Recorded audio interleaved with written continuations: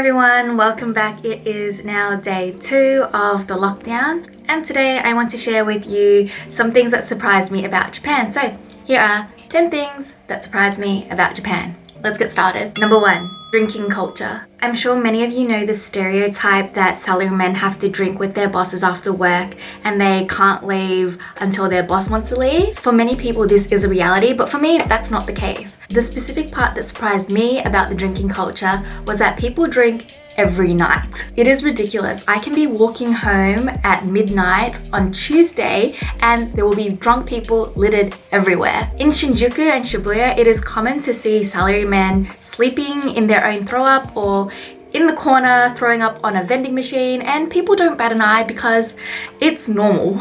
Doesn't matter if it's Tuesday, Wednesday, Thursday night, there is always someone drunk. It is ridiculous. In fact, it is so ridiculous that there is an Instagram page dedicated to it. I think it's called Shibuya Meltdown, and you can have a look. Like, the drinking culture here is insane. Number 2, clubbing culture. So as I've mentioned in a previous video, the music here is a little bit strange. Like, for example, I love R&B music, so I'm used to going to like an R&B specific club. Well, in Japan, they kind of like group it all together. So like R&B, trap, hip hop and rap are all like the same category, which is so strange to me. The other thing about the clubbing culture is they don't really dance as much as I'm used to. It's more like fist pumping in the air, which, like, you know, whatever makes you happy. It's just not for me. The other thing is it's hella expensive. Guys can pay up to like 5,000 yen for entry, which is absolutely ridiculous, and girls will get in for like 1,000 yen. I don't know about you guys, but in Melbourne, that is like really overpriced. And the thing that probably surprised me the most about clubbing culture is how physically aggressive some of the guys can get. When I think of Japanese people, I think of how polite they are and how considerate they are, but in the club that is not a thing. They are super aggressive and super forward. The amount of times that I've been groped, I can't even count. Like, way more than in any other country I've been clubbing to, for sure. Usually if I have a guy friend around, they act like as a shield or barrier. But no, it does not matter if I have a guy friend with me, they will still try to approach me, and even if I say no, they'll still try to be very physically aggressive with me. It's gotten to the point where I've had to physically push people off me, and it is normal. So it's a bit ridiculous in my opinion. Number 3, train delays. I'm not sure if you're like me, but when I moved to Japan, I thought that the trains were always on time. Like, Japanese people are known for their punctuality.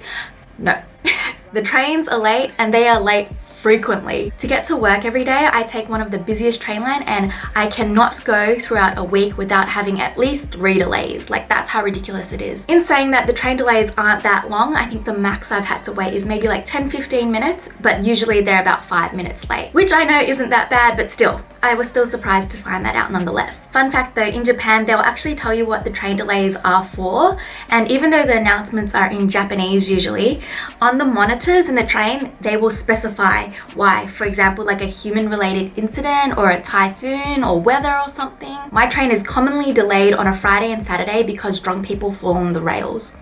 Number 4, opening hours. In Japan, things open a lot later than I thought they would. They open at like 10 or 11, which is super infuriating.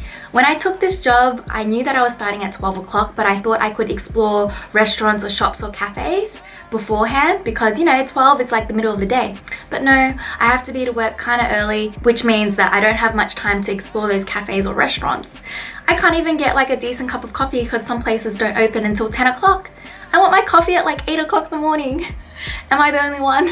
Number 5, weak coffee game. So I'm from Melbourne, where the coffee game is strong. Like, I know I'm a little bit biased, but we have really good coffee in Melbourne, and I heard the coffee game in Japan was really on point, and to be honest, I've been disappointed. Yes, they do have a variety of beans and whatnot, but they, for lack of a better word, dilute everything, I feel like. And so the taste of the coffee, I feel like, is lost. I am still on the hunt for a really good coffee place.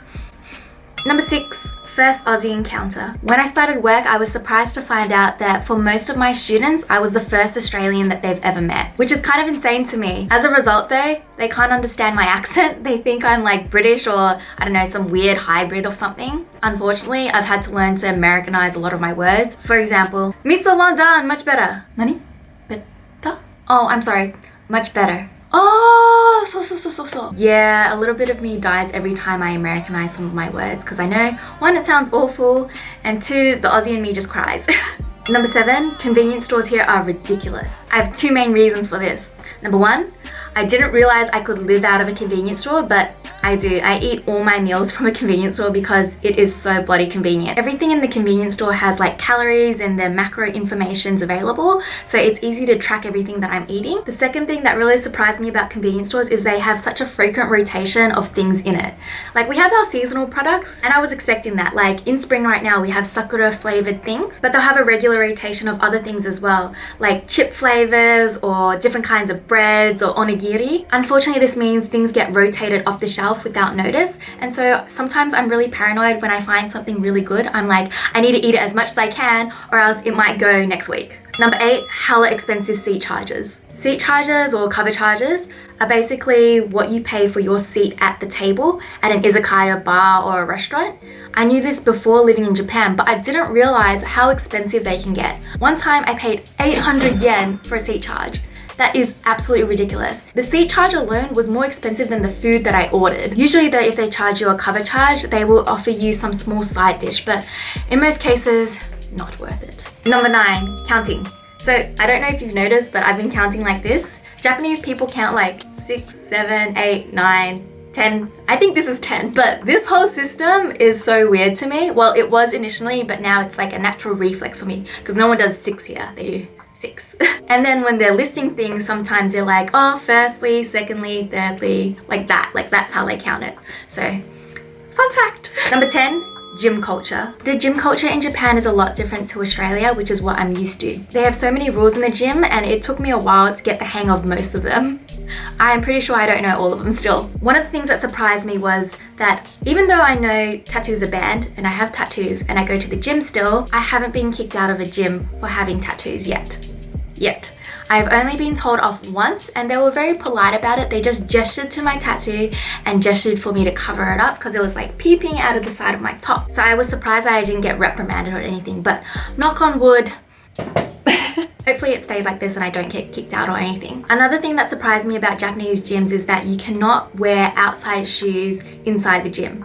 What this means is if you wear runners or something outside and you're walking into the gym, as soon as you get to the locker room, which is where most people put their stuff and change, you actually have to take your outside shoes off and have gym specific shoes because those shoes haven't been outside like walking on the side street. If you don't have gym specific shoes and you only have outdoor shoes, they might ask you to rent some runners. So at my gym that I go to, they offer rental shoes so that you can rent runners so you don't wear your outdoor shoes inside, which I thought was really surprising. And that's it for the 10 things that surprised me about Japan. Please let me know if any of these things surprised you or if there are any other things that I haven't mentioned that surprised you when you first came to Japan. But for now, that's the video. I will check in with you guys tomorrow.